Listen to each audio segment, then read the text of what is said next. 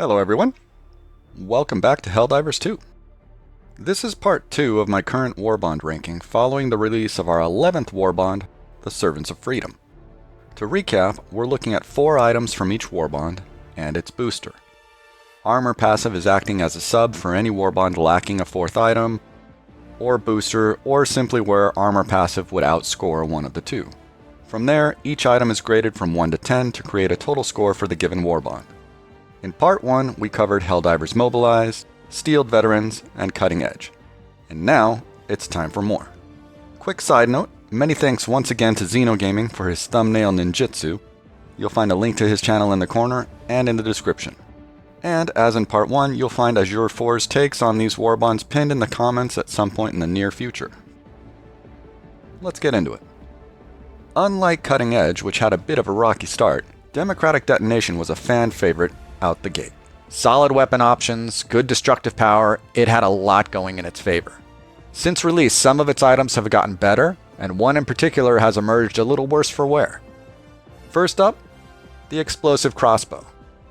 A strong contender for the best primary in the game, this weapon came out of the 60 days of updates with renewed purpose.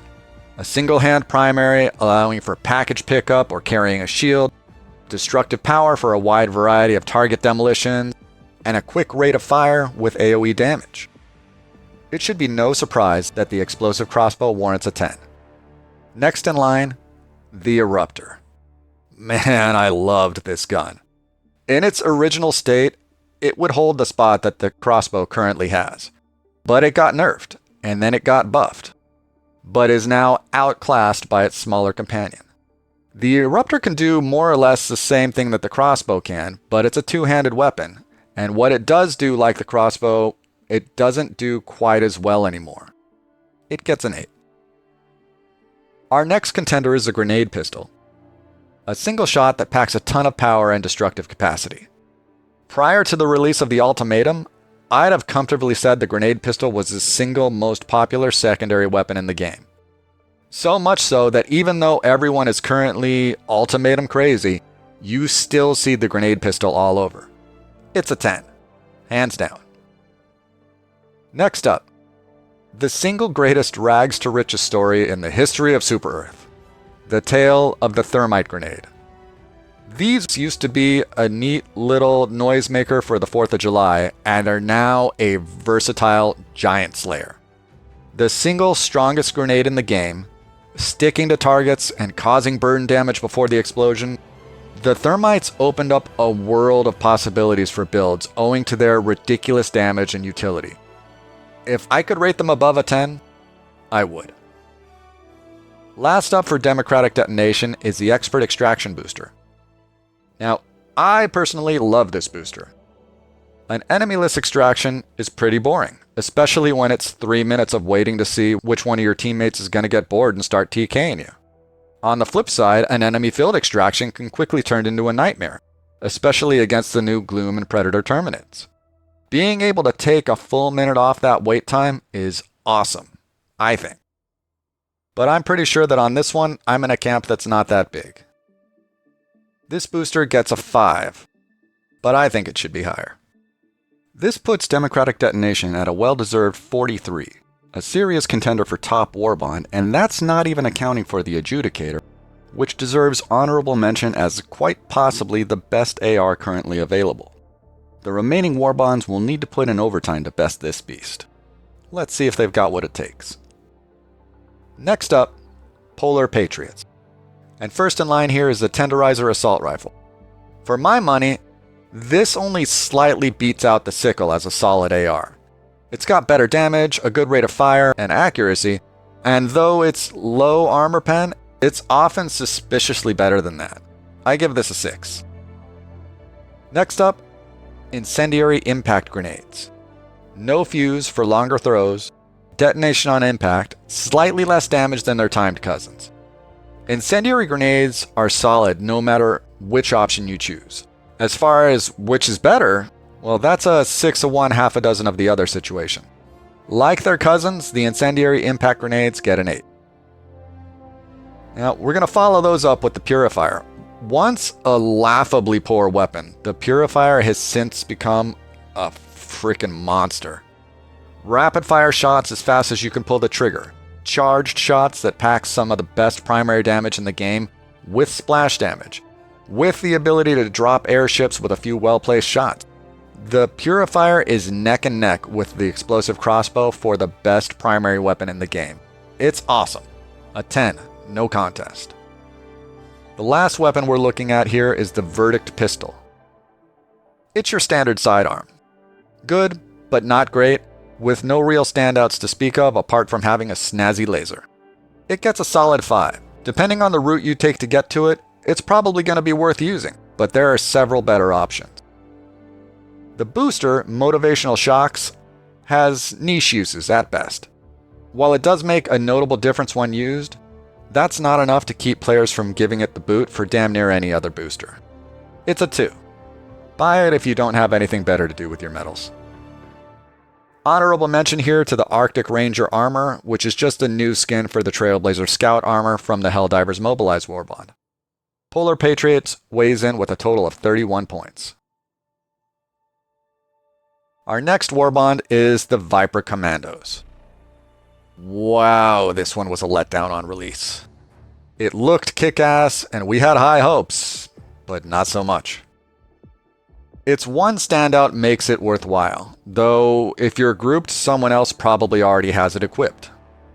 Here we're starting with the Warbond's secondary firearm, the Bushwhacker sawed-off shotgun. This thing is not bad. I've had a lot of fun with it, and if you're here for the standout on page 3, then this one's worth playing around with. But it's going to get replaced pretty quickly depending on where you've been and where you're going next. The Bushwhacker gets a 6. Next up, throwing knives. Well, they're sneaky and have high damage. That said, about the only thing they're worth using for is killing off other players in a knife duel. Outside of their initial release and players murdering each other, as I just mentioned, I've never seen a single player running these. They're a gimmick, plain and simple. Buy them when you have medals to spare, and give them a whirl before you put them away forever. Throwing knives are a 1. This Warbond also gave us another AR we didn't need, the Liberator Carbine. What makes it special? Nothing. What makes it different from the other crappy ARs? Nada. It's just as bad as the other garbage tier assault rifles. The Liberator Carbine's getting a 1 also. Peak Physique is the Viper Commando's armor passive. It boasts additional melee damage, which ended up being lackluster upon release because at the time, we only had the shit throwing knives for melee. Nowadays, we have more options, but that's not helping much. This is a game where they want the stratagems to shine, and we had to lobby for firearms that actually worked. If you're using melee, you're doing so for fun, and you're probably getting wrecked in the aftermath. Now, the other half of Peak Physique isn't bad. Better weapon handling. That's pretty sweet depending on your favorite boomstick. That said, Siege Ready pretty much blows that out of the water. With half the boost it provides being pretty much wasted, and the other half now being outshined pretty easily, Peak Physique nets a 3. Lastly, we have the only real reason anybody buys the Viper Commandos Warbond. The Experimental Infusion Booster, which augments the effect of the stims we all know, love, and are absolutely not addicted to. Adding damage reduction and enhanced run speed was a freaking game changer. If you're in a full squad, someone is running this. And if they're not, it's because they're all noobs and no one's bought it yet. It's awesome. Experimental Infusion is a 10. But Experimental Infusion aside, nothing in Viper Commandos is even close to a must-have, and it weighs in at a measly 21 points. Next up, more Fuego, the Freedom's Flame Warbond. When barbecued baddies are the order of the day, Freedom's Flame has you covered. First up, my current go-to primary for anything not bots, the Cookout. While it doesn't fire as quickly as the Incendiary Breaker and has less spray, its stopping power is ridiculous. Shrieker swarms fall out of the sky as easily as they do with the Breaker. Stalkers stop dead in their tracks and fall over after 3 to 4 shots. Basically, if you hit an enemy with this, they're going to take a few moments to reevaluate their life choices. And with the added cherry on top of being a slug reload rather than clip, you can deal with a few enemies and reload on the fly without worrying about wasted ammo from swapping clips. The cookout is a solid 8. Next up, the Crisper. A secondary sized flamethrower, which has never really been my cup of tea, this little firebug has a dedicated fan base. Though, oddly, I don't really see it popping up a lot. That said, I hear its praises whenever it comes up. Apparently, setting the ground ablaze and creating fire traps for enemies is a good time for all. My rating here was overruled, and the Crisper comes in at a 7. On the flip side, its bigger brother, the Torture, gets a lot of meh. Seems like it's either the normal flamethrower or the Crisper for our pyro divers. The Torture doesn't seem to do its job well enough to see a lot of use outside of a pure fire build. Though for that, I count the Cookout, which is so much better. With that in mind, the Torture nets a 4. The armor passive here is Inflammable, a 75% reduction to fire damage. While not being as strong as the Electrical Conduit's damage reduction, this passive has so much more utility. Granted, that utility revolves around fire-based builds, but there's enough fire options that you can have a lot of fun in lots of different ways, and most of them are pretty effective, with some newer options being really effective. Inflammable gets a 6. It's a piece of several different fiery puzzles, but it requires those other pieces to really shine. And now for the booster, Firebomb Hellpods. Now, I'll admit, when I first heard about this, I thought it was going to be kick-ass. But I got over that real quick. All Hellpods cause explosions on landing. All of them. This means that you don't want to be anywhere near that shield pack or railgun that you just called down for yourself when they land. I don't know of anyone who runs this for anything other than to troll noobs or players that are new enough to not know what it does, and find out really quick when they kill themselves with that much needed resupply pack. What this stratagem really needs is a toggle of some sorts, and what I mean by that is it needs a way to selectively activate the firebomb. For example, what if when firebomb hellpods get equipped, every stratagem has an optional down arrow strung to the end? Without it, the stratagem works normally. With it, the stratagem's cooldown is 15% longer to account for the explosive lining they're going to add to the hellbombs, and then it goes boom on landing. Or, even better, the reverse. Hellpod stratagems triggered without the additional arrow stroke get a 15% faster cooldown. Granted, that's a bit convoluted, but this booster could definitely benefit from some added utility, and a faster cooldown on all non-firebomb hellpods would go a long way to upping this booster's popularity. In its current state, firebomb hellpods gets a 1. With that, Freedom's Flame comes in at just above the median with 26 points. That's our final Warbond for this video. Before signing off, let's take a look at the standings thus far. Here are our standings from Part 1.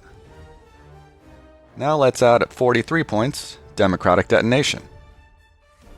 Tying with Cutting Edge at 31 points, we've got Polar Patriots. This tie will be addressed further in Part 3 of this series. At 21 points, we've got Viper Commandos. And at 26 points, we've got Freedom's Flame. Part 3 of this ranking will drop in a few days, and that will take us all the way through the Servants of Freedom Warbond. Until then, thanks for watching.